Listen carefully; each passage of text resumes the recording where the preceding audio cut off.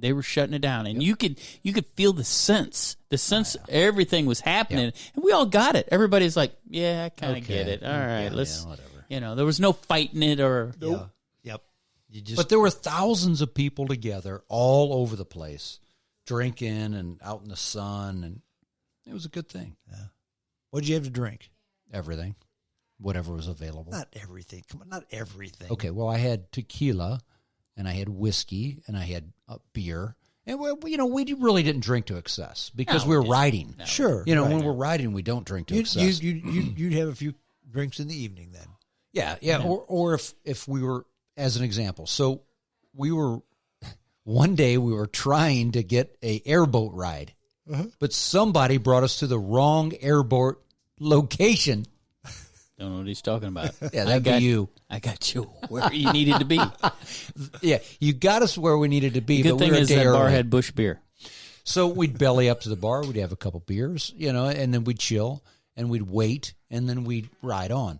But that was a really cool adventure that we did on the St. Johns River in Florida, and we got to really see that backwoods Florida, and it wasn't the Everglades, but it was like the Glades. We went up the St. Johns River, which, by the way, was black in color.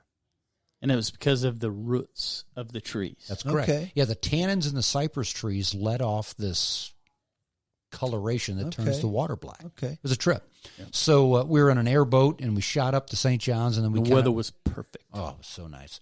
Kind of shot up a tributary and into a little creek, and just, I don't know, what we saw, 30 or 40 gators. Lots of birds. A lot of waterfowl, and it was cool because nature at its best. No pollution, no waste, nothing. Everything was no crowds of perfect. people. Nice. It was quiet. And our boat hand, he respected everything about it. Yeah. Might have been a little drunk. Yeah, he was hammered. But he did respect the guy driving the boat or the guy helping? Oh, yeah, the guy driving the boat. The captain. He was hammered. Oh, my. I sat right next to him. Harp and Greg were down on the front row, and then there was another row of 3 people, and then I was sitting up with the captain, and he was chewing the whole time, but he was drunk as a skunk. Wow. Yeah. Did you feel safe? Oh, yeah. Completely safe. I could have drove the thing. I mean, it's not that hard. Okay. You just push the lever forward and go. Big airboat with, the prop going, but he never hammered down and pushed it. I thought we would. He had total respect and a lot of history for his land, and he loved it. Yeah. He just happened to be drunk. He just happened to be drunk at the time. And then we came back and sat up on a big bar that overlooked the St. Johns River and had gator bites and other Tastes fresh like chicken? fish. No, it didn't taste like chicken. It had a different taste. It was good. It's a little tough, but I love it. It's a little gnarly. Yeah. yeah. Get any fresh fish? They had a lot of catfish, but we had shrimp, which was really good, and boom boom sauce. That was damn good. Okay. A couple other places we ate at. We ate at what was that, Aunt Bessie's or Aunt something or another. That right was on the beach. It was right good, on the beach, right good on fish. Atlantic Avenue. It was dynamite. Yeah, really good fish. And then we ate at an oyster pub, and it was dynamite. Their oysters. The cool thing about when you're down really there good. in the restaurants, you will start up a conversation with anybody. Yeah. Mm-hmm. And that conversation will turn your dinner into a couple hours. Well, that's that Southern hospitality. Yeah, it is. It's wonderful. I mean, Florida is definitely the South. The further south you go, the more different it becomes. We went on vacation one time with the family. It was the trophy wife and I and all 4 kids. And my oldest son had a boy that he went to college with. He had just graduated, and he lived in Florida. So he met us down in Miami for a couple of days. And he kept saying, yeah, this isn't Florida. I said, yeah, Miami's part of Florida. He says, no, this isn't Florida. He lived up near, not too far from Orlando, a town near Orlando. Like Central Florida is where he lived. He said, no, this isn't Florida. This is something other than Florida. Miami is a whole nother thing. And I think he's right, because I've been to different parts of Florida. And Miami, I love Miami. It's very cool. But it's more like an international vacation than it is the South. But Florida is just the South. It's I love Florida. Mm-hmm. Yeah, I do too. Man, it's hot in the summertime, though. Yeah, you can have the summer, but just like Missouri, you know, I love 3/4 of the year in Missouri. Can't stand the winters anymore. We only get about 20 good days in Missouri every year. 20. That's sunny, 75, low humidity, 20 times a year. That's all we get. That's all we get. Truly. I mean, even you'll have our January thaw, and wow, it's have to be 73 degrees today and sunny, and the wind's 45 miles an hour. You can't enjoy that. You can't enjoy that. But it's doing a purpose. It's drying out my backyard so I can ride on Wednesday night. Wednesday night training. That's why I love the Southwest, the high desert. Yeah, dry, nice, low and dry. humidity. It's dry. They get about 3 inches of annual precipitation. It's wonderful. Yeah, very good. Mm-hmm. Hour and 20 minutes, guys. We've gone on a long time. Yeah, but we're not done. So, hey, we can keep going. So we continued to just find new shit in Bike Week to do. I mean, we'd wake up sometimes and we're like, "Well, what do you want to do?" I don't know. Let's go that way. So we would ride. We hit all these different like RV parks. Remember Cabbage Patch? Yeah. Talk a little bit about Cabbage Patch. Cabbage Patch is your typical Harley gathering, if you can picture that in your mind. You know, most everybody in their 40s to 60 years old. And it was a more mature crowd. Yes, and they all have badass bikes and plenty of money. And the girls that they would have do their wrestling and everything were these young little girls, which was kind of hilarious. The girls that would do their wrestling. Yes. They had boxing rings set up in the middle of Cabbage Patch, and they had female wrestling going on. It's hilarious. And but they'd wrestle, and we missed it, but we got to smell the stench of it. They'd wrestle on a cabbage patch. And in cabbage. Yes, and you're talking tons and tons of cabbage. It smelled horrible. We also came into like WWE wrestling, these two chicks, big buff tattoo girls, just beating the hell out of each other. Really? Yes. Oh, good times. That was great. And ice cream. Let's talk about the ice cream. They have homemade ice cream. As soon as you're walking up there, this is real churned cream. Cream that just it's yummy. It's wonderful. So you want to walk around and eat ice cream. Was this just they gave it to you out of the kindness of the heart, or they sell it? No, everything's for sale. Okay. Everything is for sale. And that's the cool thing. Like at that place, Cabbage Patch, they have so many different vendors. You could buy anything from, in fact, I picked up a couple really cool custom knives that were made from railroad spikes. Really? Yeah. So this guy was a second generation, what do you call a knife maker? He's not a knife maker. He's I don't know.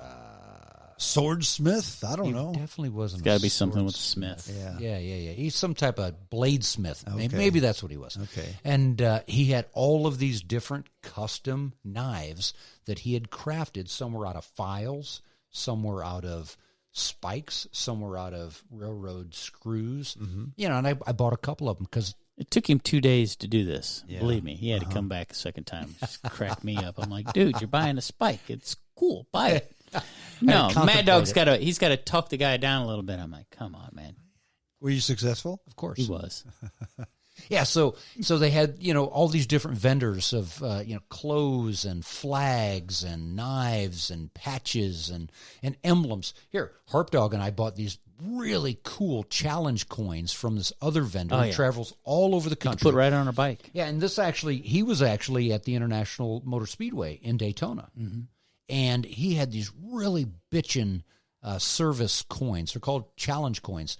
And, mine had the Marine Corps emblem on it, and Harp's had the Air Force emblem on it. And then on the flip side, it had different stuff on it. Mine had the Iwo Jima Memorial. Sure. And you can mount these on your motorcycle. Oh, neat. So you personalize your service on your motorcycle. The guys fucking love them. I mean, they put them on their air cleaners. I'm going to mount mine on my gas tank. What did you get? Oh, I got this really bitchin' new Marine Corps emblem. So it has the Eagle Globe and Anchor on the front, and then on the flip side, it has the Iwo Jima Memorial. So it's reversible, and it goes on a mounting bracket that has little set screws so you can flip the coin over. Okay. Yeah, and this guy travels all over, and he's already followed up with me. I don't know about you.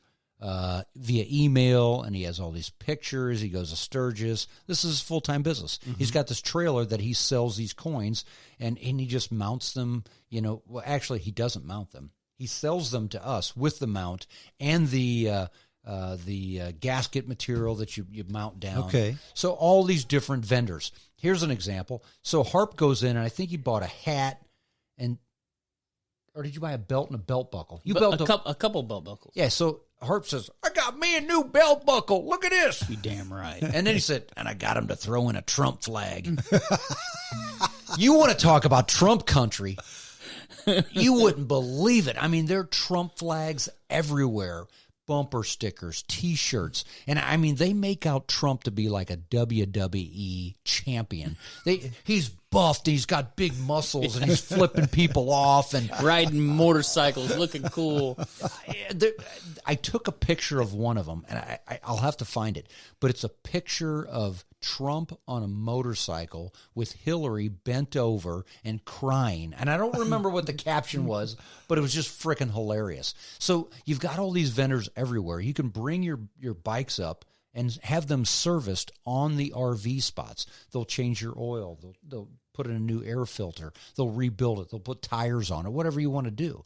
So anything that you want, you can do. We went to this other joint called the Iron Horse. Yes, that is huge. And it's famous. It's been there for 40 years. It's a bar on 10 acres. 10 acres. Wow. It's like driving into Silver Dollar City. They've got all these catwalks up top.